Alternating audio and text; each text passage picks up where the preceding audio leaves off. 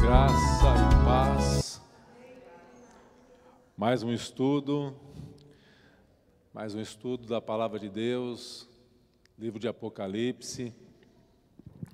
E hoje nós estamos entrando no capítulo 3 do livro de Apocalipse. E a gente está só na introdução do estudo, haja vista que na visão de João, ele está recomendando o que ele ainda vai expor da visão que o Senhor está dando a ele, e ele separa para cada uma das igrejas, que são igrejas locais, e a partir de então que a gente vai começar assim, ir aprofundando. Se alguém perder algum estudo, depois talvez lá para o meio do estudo, conversar certo com o pastor, e acho que ele vai preparar uma playlist para quem quiser acompanhar, vai estar o estudo inteiro, completo, ali no site da igreja. Não é aquele estudo profundo, mas é um estudo sério que toma um pouco do tempo da gente e que nos dá assim uma ideia daquilo que Jesus tem para a nossa vida, que é o mais importante. Nós podemos fazer uma leitura da igreja do hoje, do qual você e eu fazemos parte. Então vamos à leitura do nosso texto, capítulo 3, versos de 1 a 6. Ao anjo da igreja em Sardes, escreve: estas coisas diz aquele que tem os 7 Espíritos de Deus e as 7 estrelas.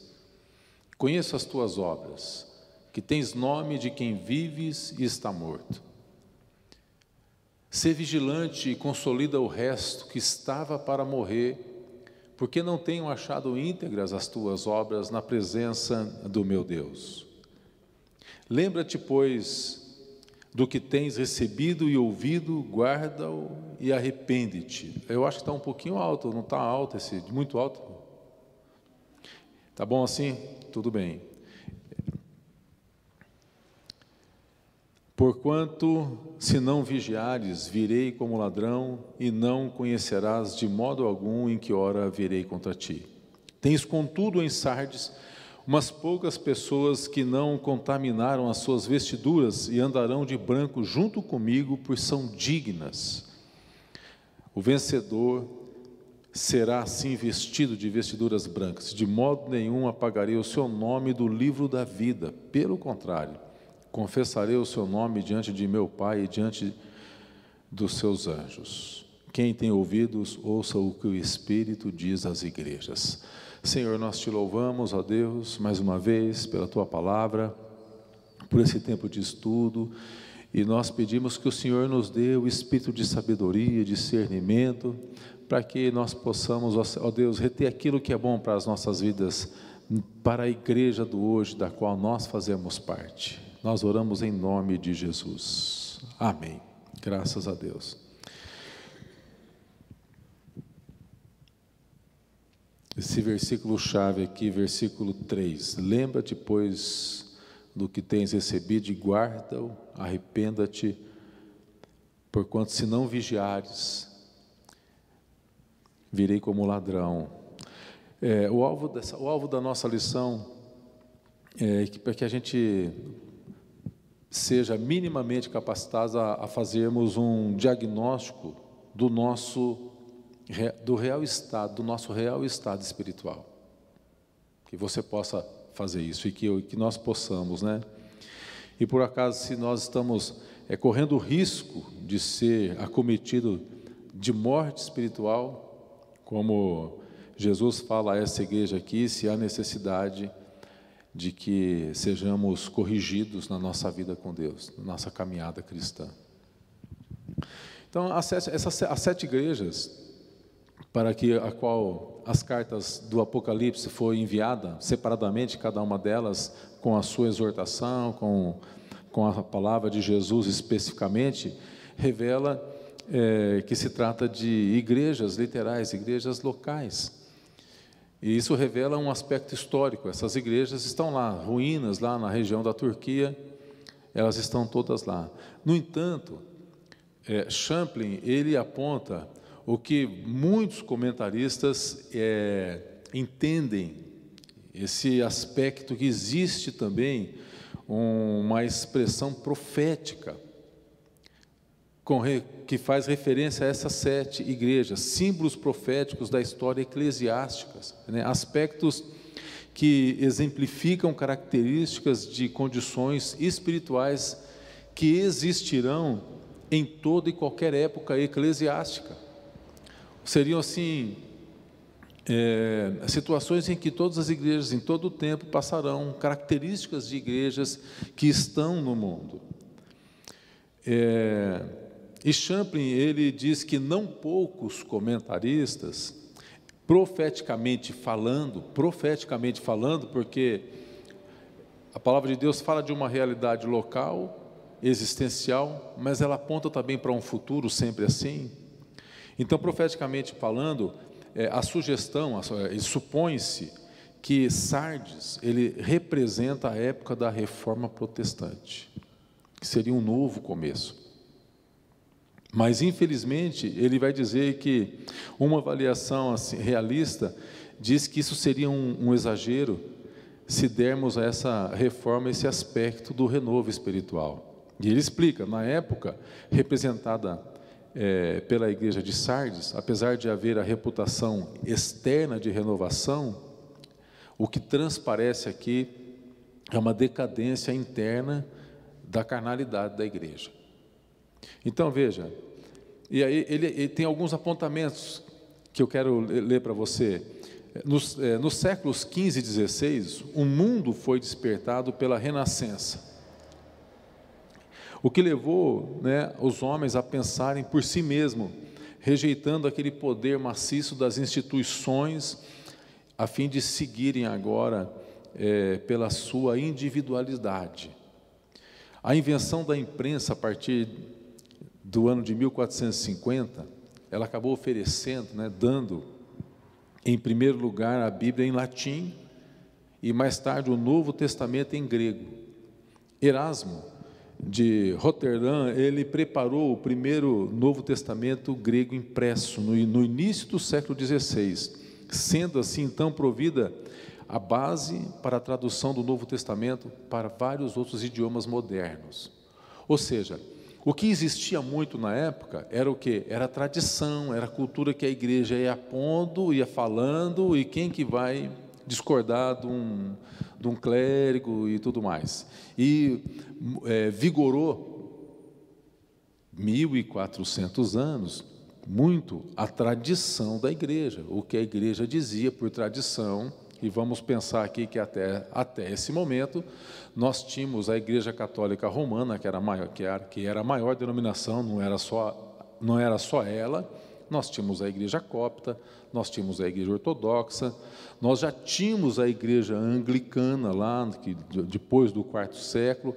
Bom, e por aí vai.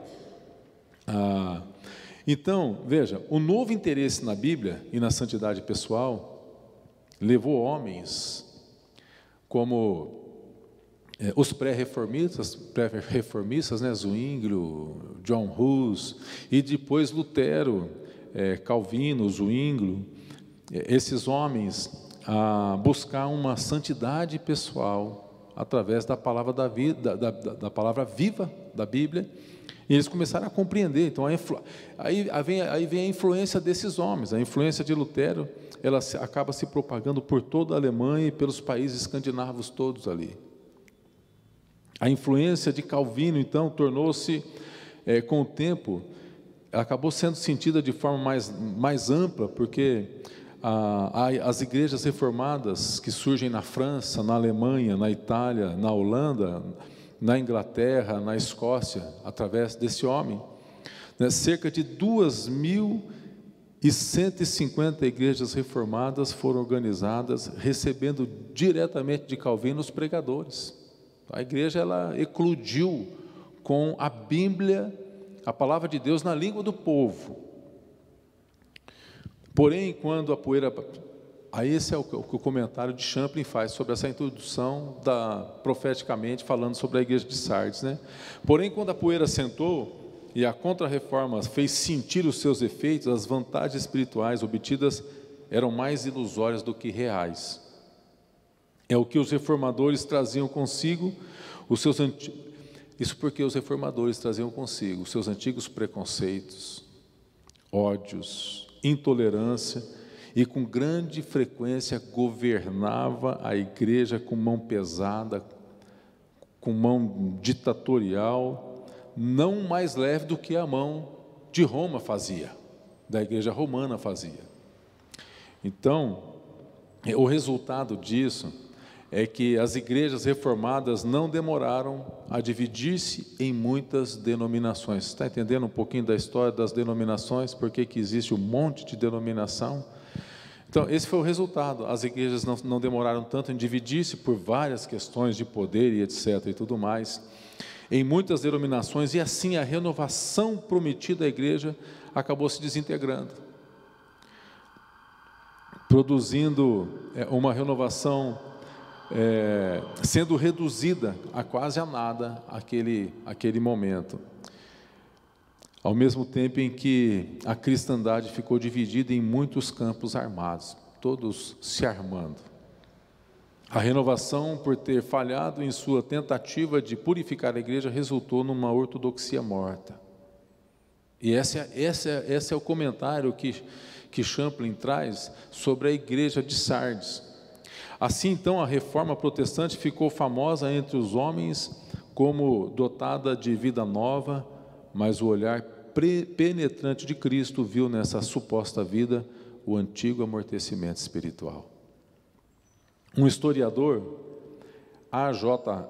Froude, não sei se é assim que escreve, que se fala o nome dele, ele observa dizendo, um historiador, o protestantismo, por assim dizer, não fez convertidos na Europa desde o século XVI. Em apenas 2 gerações, a igreja reformada atingiu o seu clímax e então começou a declinar. O que o protestantismo antes abominou, devido à corrupção eclesiástica, finalmente incorporou em seu seio de maneira sutil ou até aberta. Profeticamente, portanto, a carta que nós estamos estudando hoje, sobre o período histórico, historicamente falando, nós estamos tratando com uma igreja do primeiro século da era cristã, cuja reputação em muito ultrapassava a sua verdadeira espiritualidade. A reputação era maior do que eles realmente eram, o que certamente é a condição que impera em qualquer época da igreja. O tema que a revista que a gente segue como norte traz assim: Sardes, uma igreja apática e irrelevante, sem relevância alguma para a sua época. Então, se porventura fosse conhecida as vidas das pessoas, dos membros daquelas igrejas atuais, que reputação teriam? A cidade de Sardes, de acordo com George Led, teólogo e professor de exegese pelo Seminário Teológico de Fuller, ele vai dizer o seguinte: nos tempos do Novo Testamento, a cidade era um importante centro industrial, produtos de lã e de tintura, e tinha importantes estradas. Sua população rendia culto ao imperador romano e a Cibele, deusa de uma das mais famosas religiões da Ásia, e tinha um estilo de vida luxuoso e dissoluto. Então, essa é a introdução dessa igreja, o que ela representa, o que os comentaristas dizem que ela representa no futuro. E é interessante quando a gente lê isso, né? É uma igreja que tem fama de que é viva para os de fora, mas Jesus faz um diagnóstico preciso dela. E 3 destaques que nós vamos ver aqui nessa noite. Jesus faz um diagnóstico, a exortação e promessas para essa igreja, né? Então, primeiro o diagnóstico, né?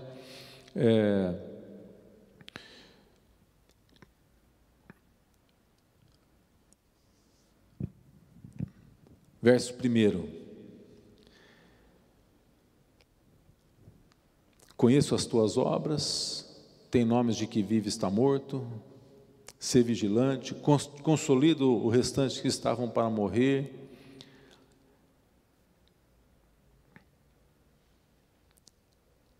Não tenho achado íntegras as tuas obras. Então, George Led, esse professor do seminário Fuller, ele garante que a igreja tinha o conceito de si mesma de ser uma igreja próspera espiritualmente. Pelos de fora, ela era bem conceituada por ser próspera financeiramente. As indústrias em Sardes geravam renda, movimento na cidade, e a igreja naturalmente refletia esses fenômenos socioeconômicos. Cidade rica, o povo tinha, mas como o Senhor enxergava? Qual que era o diagnóstico que Jesus faz dela? E o comentário de John Stott é o seguinte: ao se dirigir às demais igrejas, Jesus, apesar das falhas que Cristo vê nas igrejas, ele reconheceu coisas boas em todas as igrejas às quais Jesus se dirigiu. E em Sardes, e John Stott diz que Jesus não encontrou nada de bom. A única coisa boa que a igreja possuía era uma reputação da qual ela não existia. Era uma igreja que só tinha reputação. Para quem vê de fora, você consegue ver aí alguma coisa? O veredito de Cristo sobre a condição da igreja é breve e devastador. Tens nome de quem vive, estás morto. Agora, vamos pensar uma coisa aqui. No nosso julgamento, Samuel é mandado por Deus à casa de Jessé para ungir um rei.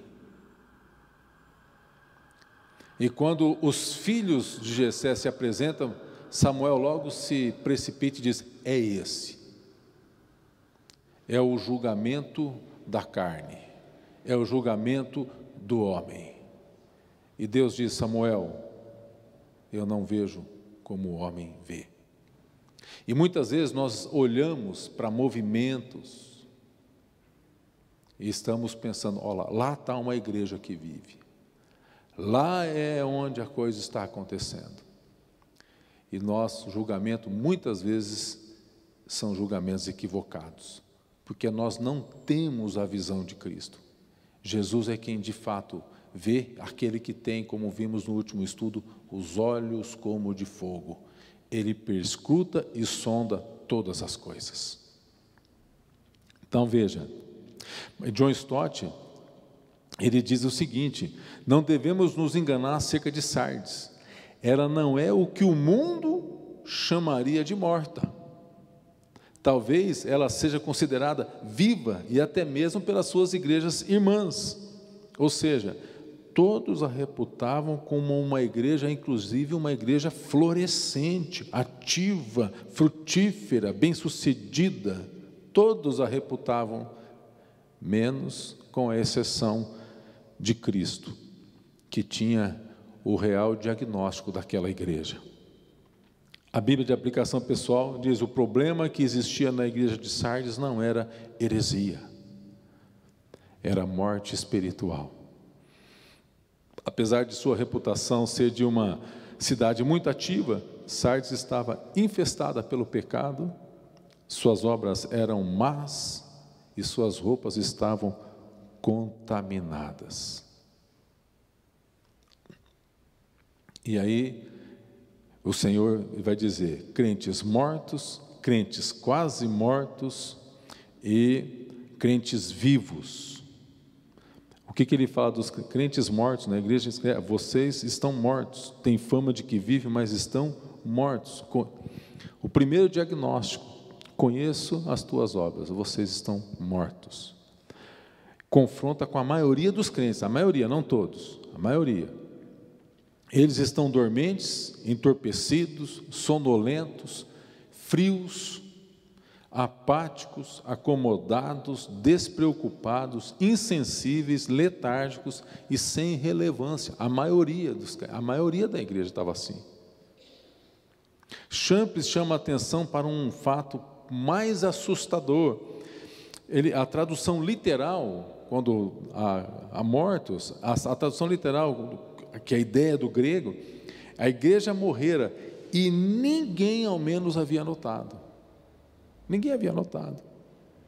Isso era a prova da suprema insensibilidade daqueles crentes para com a verdadeira espiritualidade. Esse era o diagnóstico de Jesus sobre a igreja, sobre os irmãos, sobre os crentes. E depois tem os crentes quase mortos, que revela que aquela igreja não estava inteiramente destruída. Havia esperança, porque havia o bem, e havia vida, e havia esperança individual, de alguns que perseveravam. E a esses, o apóstolo Paulo, ele diz lá em Efésios 1:4, desperta tu que dormes, levanta-te dentre os mortos e Cristo, 5:14, né? Efésios, 5:14, vê se é esse texto que está aí, ou se eu fiz a anotação errada aqui. Desperta tu que dormes, levanta-te dentre os mortos e Cristo te iluminará. Né? É um desafio que a igreja está fazendo. O segundo diagnóstico, o primeiro que está morto, o segundo diagnóstico é que Jesus fala assim: eu não tenho achado íntegras as tuas obras, na presença do meu Deus. Esses crentes ainda estão vivos, mas precisam ser fortalecidos, para que não morram. Precisam ser fortalecidos. E em Hebreus capítulo 12, verso 12 e 13 diz: por isso restabelecei as mãos descaídas, os joelhos trôpegos, e fazei caminhos retos para os pés, para que não se extravie o que é manco, antes seja curado. Isso é uma palavra que o autor de Hebreus traz para a igreja. E na segunda carta de Pedro, capítulo 1, verso 8, diz: porque estas coisas existindo em vós, e em vós aumentando, fazem com que não sejam nem inativos, nem infrutuosos no pleno conhecimento do nosso Senhor Jesus Cristo, pois aquele a quem estas coisas não estão presentes é cego, vendo só o que está perto, esquecido da purificação dos seus pecados de outrora.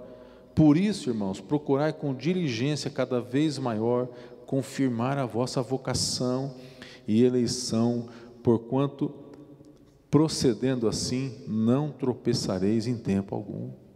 A gente percebe isso, né, na igreja. Em outras palavras, livrem-se da corrupção, das paixões que há no mundo, sejam diligentes, virtuosos, conhecedores, perseverantes, piedosos, fraternos, amorosos, fiéis. Em outra palavra, aquilo que o Espírito Santo deseja fazer nas nossas vidas, é o fruto do Espírito, é isso.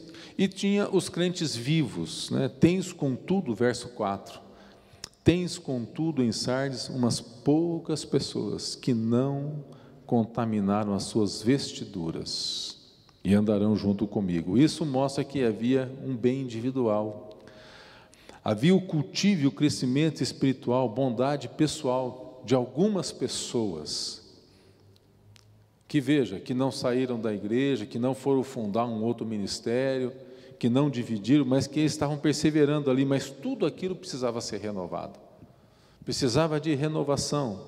Então esse é o terceiro diagnóstico: umas poucas pessoas que não haviam se contaminado.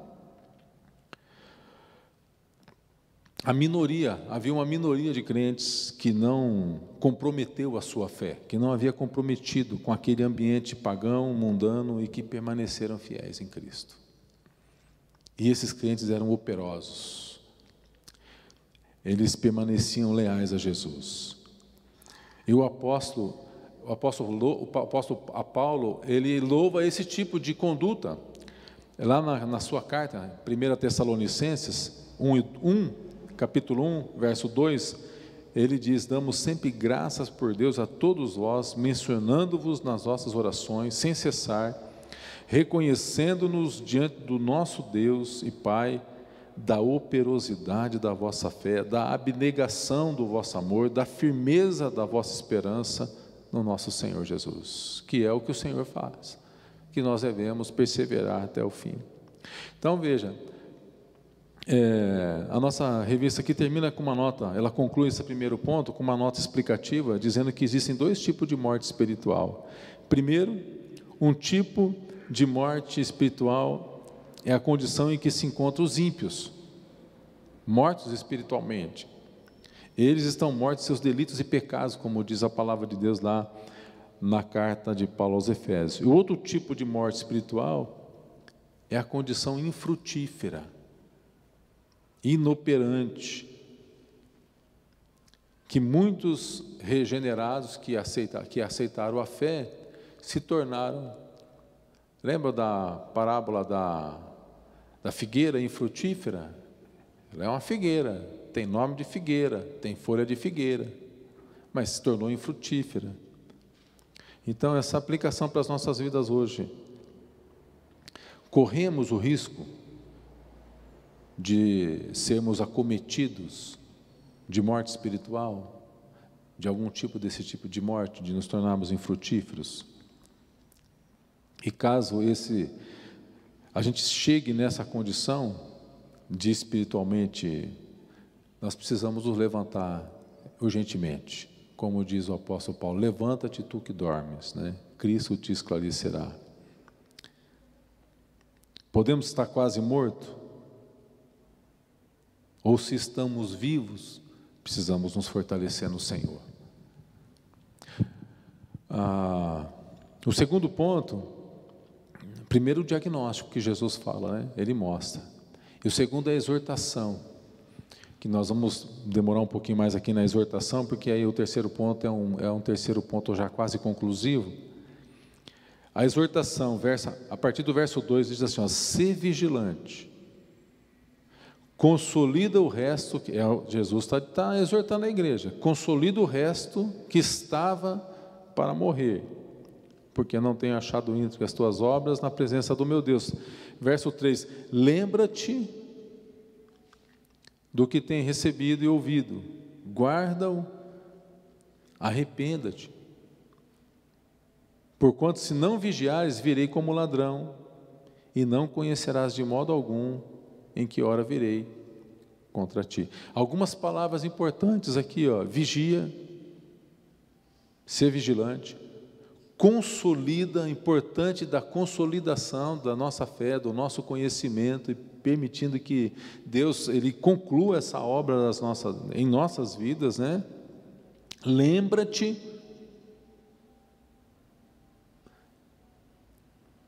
Você concorda que aquele que bate, esquece, só o que apanha que nunca esquece? Então, quando a gente comete pecado, às vezes a gente esquece também que a gente está errando. Vigia, consolida, guarda, arrependa-te, faz parte do processo da exortação de Cristo para a igreja de Sardes, né? Ele fala diretamente com a igreja. Jesus é aquele que tem a igreja nas suas mãos, como diz lá em Apocalipse 1,16, né? Ele tem, né, as 7, ele tem na mão as estrelas. É uma referência aos pastores e à igreja.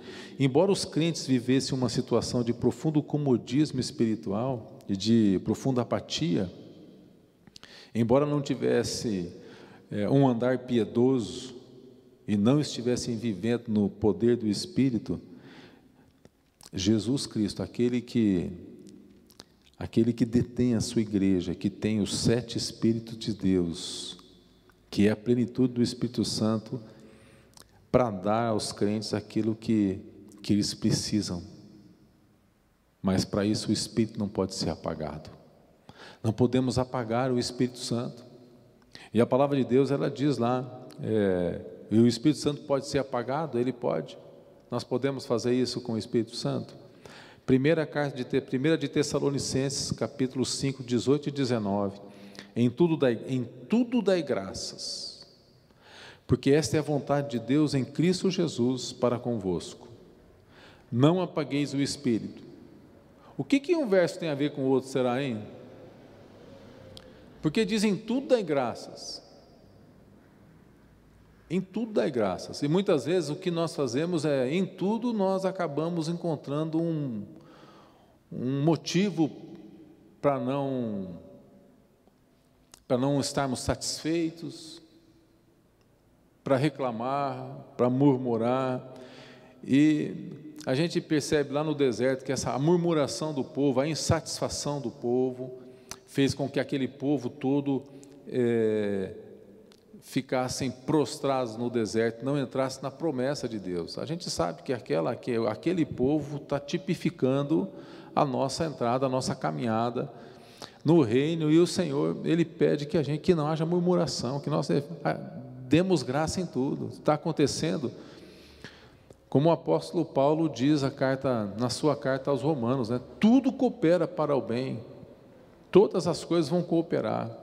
É claro, existem umas situações que são situações que a gente não vai entender, não passa, não tem explicação humana ou lógica para muitas coisas, mas num determinado momento Deus vai revelar para a gente, pois tudo coopera para o bem, todas as coisas cooperam para o bem.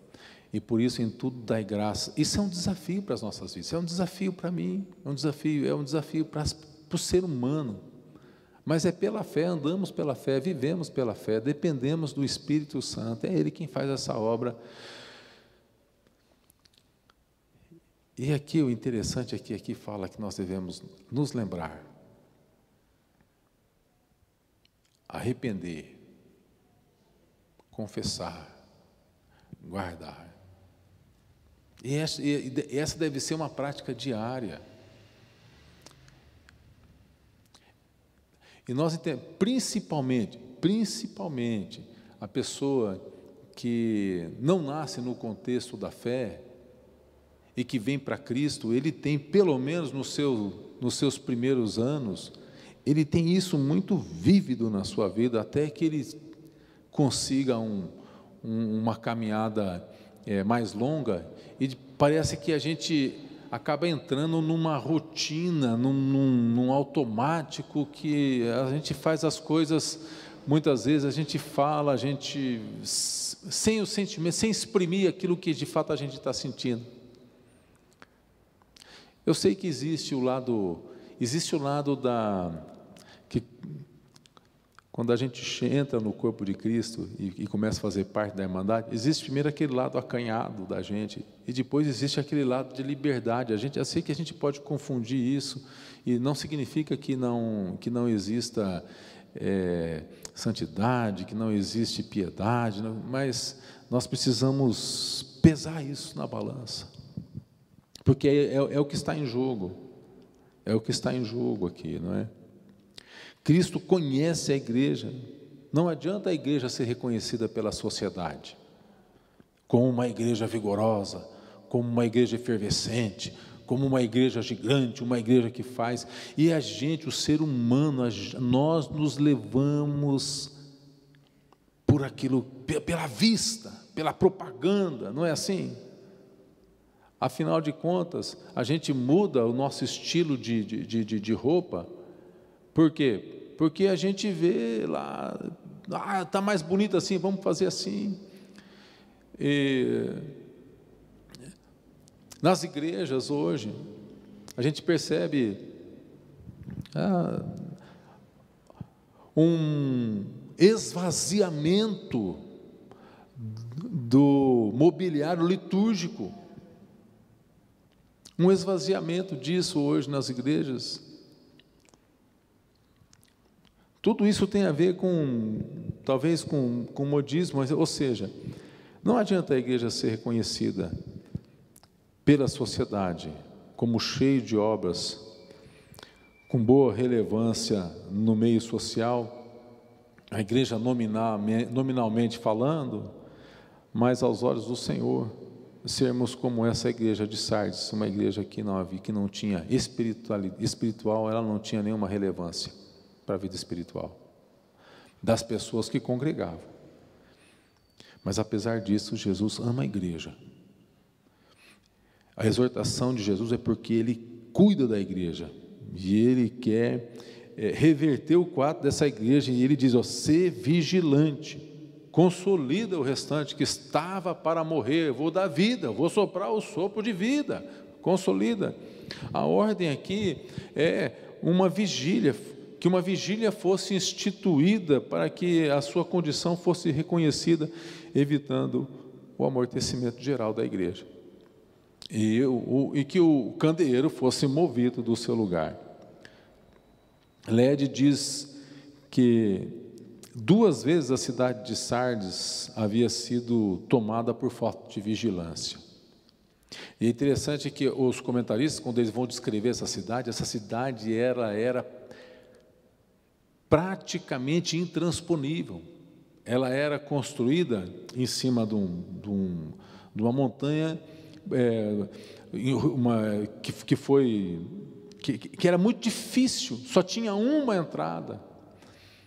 Mas essa cidade que acabou sendo invadida, ela acabou não se protegendo apesar das montanhas, e por isso a sua população sentia-se protegida, mas invasores encontraram uma brecha e acabaram entrando ali. E Jesus, você percebe assim, Jesus pega a história da cidade, muitas vezes a história da cidade se confunde com a própria igreja, e Ele traz aquilo na sua cultura, a palavra, para que eles possam entender. Esse espírito secular estava dentro da igreja, né? E Jesus então está exortando a igreja, ser vigilante e consolida, né? Os crentes têm que vigiar, Jesus já nos ensina isso. Vigiar, para que não entreis em tentação, diz a palavra do Senhor. A carne está pronta, mas o espírito está pronto, mas a carne é fraca, né? E nós precisamos disso. E depois ele vai dizer que lembra-te, né? Aqueles crentes estavam sendo convocados a trazer à memória o quê? A sua vida piedosa, acerca dos privilégios passados que haviam conquistado em Cristo, os triunfos no nome do Senhor Jesus. Lembra-te da piedade, lembra-te do primeiro amor, lembra-te, traz a memória, né? Para que o milagre da regeneração possa acontecer. Em 1 Pedro, capítulo 1, verso 3, diz, bendito Deus e Pai do nosso Senhor Jesus Cristo, que segundo a sua muita misericórdia, nos regenerou para uma viva esperança mediante a ressurreição de Jesus Cristo dentre os mortos, para uma herança incorruptível, sem mácula, imarcessível, reservada nos céus para vós outros. Esse é a especialidade de Cristo, trazer regeneração. Ele é quem ressuscita, Ele ressuscitou e nos ressuscitará, é Ele quem regenera, e nós precisamos trazer, e Jesus está dizendo aqui, através de João, na visão, que é o que o Senhor tem, só que essa regeneração, ela ocorre na vida daquela pessoa que nasceu de novo, novo nascimento, nascido do Espírito, nascido de Deus. João 3,3, Jesus respondeu, em verdade vos digo que se alguém não nascer de novo, não pode ver o reino de Deus. Precisa ter a ver, novo nascimento. Em Tito, capítulo 3, verso 5, nascido do Espírito, não por obras de justiça praticadas por nós, mas segundo sua misericórdia, Ele nos salvou mediante o lavar regenerador e renovador do Espírito Santo. E na 1 de João 3,9, todo aquele que é nascido de Deus não vive na prática do pecado. Esse texto é um texto que traz muito consolo, porque pecado a gente comete, mas nós não vivemos na prática dele. Ele não é algo corriqueiro e normal nas nossas vidas. Em algum momento ele acontece por acidente. Então, aquele que é nascido de Deus não vive na prática do pecado, porque O que nele permanece é a divina semente. Ora, esse não pode viver pecando, porque é nascido de Deus. E o Senhor, Ele trata com a gente. E na segunda carta de Paulo aos Coríntios, capítulo 5, 17, e assim, se alguém está em Cristo, é nova criatura. As coisas velhas, os velhos hábitos, os velhos pecados, as coisas velhas passam, e agora elas se fazem novas. Então, este milagre gera nos crentes regenerados o fervor, a alegria, a disposição e outras virtudes que a igreja precisa para ser uma igreja relevante e vitoriosa. Marta.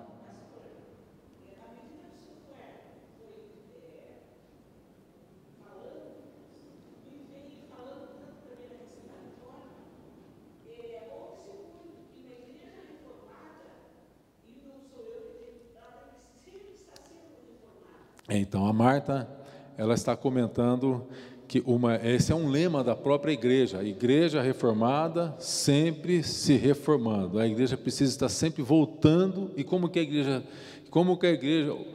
aconteceu a reforma? Voltando às raízes, voltando para a palavra, não sendo levado por modismo, por líder, que a gente não é obrigado, você e eu não somos obrigados a ouvir o líder cegamente. Você não pode fazer assim, independente de quem esteja falando aqui na frente. Como diz lá os de Bereia, conferir na Escritura se aquilo se tem amparo escriturístico mesmo, se Jesus falou aquilo, se não, descarta e descarta aquilo. Lembrando que no meio do trigo sempre tem o joio.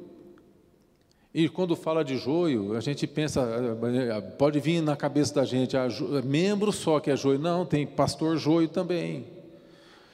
Como é que você vai saber se eu sou um joio, se eu sou um trigo? Só no final que você vai saber, você era um joio, hein?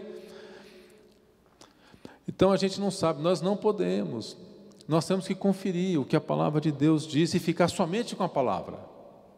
E a reforma foi isso, foi uma volta à palavra. Foi quando o povo deixou a tradição, aquilo que os líderes diziam, e eles começaram a constatar na sua própria experiência, ler, praticar, experimentar e viver. O quadrilátero wesleyano.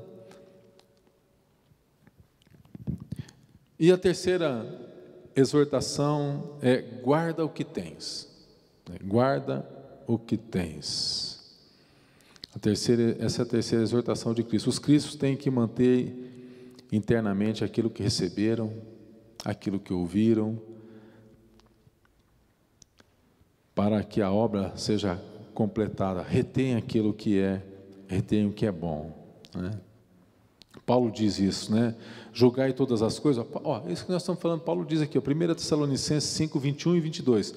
Julgai todas as coisas, retende o que é bom e abstende-vos de toda forma de mal. Paulo está dizendo isso.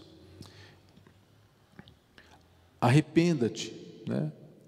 Lembra-te e arrependa-te. Essa última exortação de Cristo, arrependimento, né, aqueles crentes que estavam satisfeitos em satisfazer a vontade da carne, do mundo, e muitas vezes aqui a vontade do próprio diabo que havia infiltrado na igreja e tudo mais. Essa é uma palavra aos crentes que estavam vivendo frios, estáticos, né, apáticos, acomodados, despreocupados. Estavam vivendo uma vida de letargia espiritual. Em ambos os casos, a exortação é para arrependimento e deixar de viver como a sociedade vive. Nós estamos na sociedade, mas nós não podemos nos esquecer que deste mundo aqui nós estamos nele, mas nós somos o sal. E somos um sal e precisamos ser sal fora do saleiro. Aqui dentro no saleiro é fácil ser sal, todo mundo se junta, todo mundo é sal, né? E aqui a gente salseia no louvor, na adoração, né? Aleluia! Mas nós temos que ser sal fora do saleiro. E lá no mundo nós precisamos ser luz, porque o mundo é trevas. E eles não têm, e nas trevas não existe referencial. Então você é a referência. Eu sou referência. Nós somos referência de Deus, de esperança. Essa igreja estava perdendo isso e nós não podemos correr esse risco de perder. Precisamos clamar que Deus nos dê graça, derrame graça sobre as nossas vidas. Então, após Jesus exortar, então ele adverte a igreja, né? Para que eles não vivam semelhantes ao mundo, para que não sejam pegos de surpresa e recebam o juízo disciplinatório de Deus. Os ímpios receberão julgamento condenatório, que é a segunda morte. Apocalipse 21:8 diz assim: quanto aos covardes, incrédulos, abomináveis, assassinos, impuros, feiticeiros, idólatras, todos os mentirosos, da parte que lhes cabe será no lago que arde com fogo e enxofre, a saber, a segunda morte. A Bíblia diz que os regenerados receberão julgamento também, mas é um julgamento disciplinatório. Lembra que Jesus fala, o Pai disciplina o Filho a quem quer bem? Segunda carta de Coríntios, capítulo 5, verso 10, porque importa que todos nós compareçamos perante o tribunal de Cristo, todos nós, para que cada um receba segundo o bem ou o mal que tiver feito por meio do corpo. Cada um ao seu tempo, né? 1 de Coríntios 3, 13 a 15. E manifesta se tornará a obra de cada um, pois o dia demonstrará, porque está sendo revelada pelo fogo, e qual seja a obra de cada um, o próprio fogo provará. Se permanecer a obra de alguém, que sobre o fundamento edificou, esse receberá galardão. Se a obra de qualquer se queimar, sofrerá ele dano, mas esse mesmo será salvo, todavia, que através do fogo. Assim não serão os regenerados, que serão condenados com os ímpios. Não serão condenados com os ímpios. Na 1 de Coríntios 11:32 diz, mas quando julgados, somos disciplinados pelo Senhor. Quando julgados, nós somos disciplinados pelo Senhor, para não sermos condenados com o mundo. Então, irmãos, deixa eu só dar nós não vou aprofundar não, só vou dar um comentário bem rapidinho aqui sobre esses textos que falam de julgamento disciplinar, são alguns textos que acabam oferecendo base para um purgatório, por exemplo. São alguns textos que oferecem base para o purgatório. Eu quero pular o purgatório. Eu quero pular esse. A gente sabe, né, que é pela graça. Apocalipse 20, verso 6. Bem-aventurado e santo é aquele que tem parte na primeira ressurreição. Aleluia. Sobre esses, a segunda morte não tem autoridade, pelo contrário, serão sacerdotes de Deus e de Cristo, e reinarão com ele os 1000 anos. Que desafio para nós, hein? Desafio de... Esse é o plano de Deus para nossas vidas. Esse era o plano do Senhor, que todo o povo que saiu lá do Egito, que todos eles tivessem a mesma condição, mas Deus separa depois por uma situação só a tribo de Levi. Então, é vigiar, manter o que o Senhor tem nos dado, trazer sempre na lembrança aquilo que Deus pede de nós, né? Arrependimento honesto. Como que é a oração do arrependimento honesto? Deus, a minha vontade, o Senhor sabe qual que é.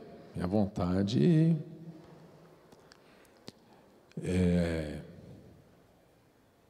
pedacinho de estanho assim, ó, só. Pedacinho de estanho assim. Minha vontade é só essa, né? Mata o sujeito, mas não é o que o Senhor quer. Porque isso, às vezes é essa a nossa vontade. A nossa vontade é o mal para a pessoa. A gente até ora assim às vezes. Senhor, pesa a tua mão. A gente fala isso. Pesa a tua mão. A mão de Deus é pesada mesmo. Mas nós temos que confessar essas coisas para Deus. Essa oração, Senhor, esse é o meu desejo, mas não é o que eu quero, não. Porque pela tua palavra não é isso que o Senhor quer. Eu peço que o Senhor esteja mudando a condição do meu coração. Muda a minha vida. Porque talvez esse meu desejo revela que talvez eu seja como esses que estão quase para morrer aqui. Que é o semi-morto, o quase morto que precisa de restauração. E muitas vezes nós estamos precisando desse tipo de restauração.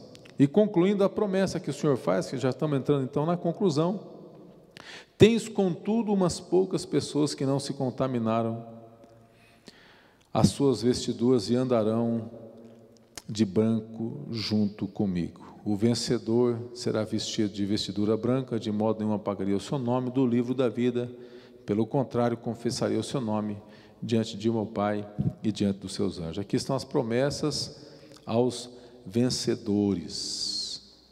Jesus Cristo faz 3 promessas: andarão junto. Você já pensou andar junto com Jesus, né? Esses que não se contaminaram por causa do... Então Jesus faz aqui, havia lá uma indústria têxtil, né? De tintas, de tecidos coloridos na cidade. Jesus então usa a metáfora da roupa branca. Mas vocês que não se contaminaram, umas poucas pessoas andarão junto com Jesus, porque foram dignas, né? O vencedor então andará dessa forma. O remanescente que não havia se contaminado, havia se recusado aquelas influências daquele ambiente mundano, eles são feitos dignos de ressuscitar no dia glorioso da vinda de Jesus, né? A Bíblia de aplicação pessoal diz assim: estar vestido de vestes brancas significa ter sido separado, purificado por Deus. Cristo promete honras futuras, vida eterna àqueles que perseverarem na fé. O nome de todos os crentes serão registrados no livro da vida. Os crentes, né, estão registrados. Esse livro simboliza o conhecimento que Deus tem daqueles que lhe pertencem. Deus conhece. Todas as pessoas que têm o seu nome no livro da vida serão apresentadas às hostes celestiais como pertencentes a Cristo. Lucas 12:8 diz: digo-vos ainda, todo aquele que me confessar diante dos homens, também o Filho do Homem o confessará diante dos anjos de Deus. Mas o que me negar diante dos homens será negado diante dos anjos de Deus. Então tem o nome escrito no livro da vida. Nosso nome está lá. O meu nome e o teu nome estão lá, pela fé. E ele diz: de modo nenhum apagarei.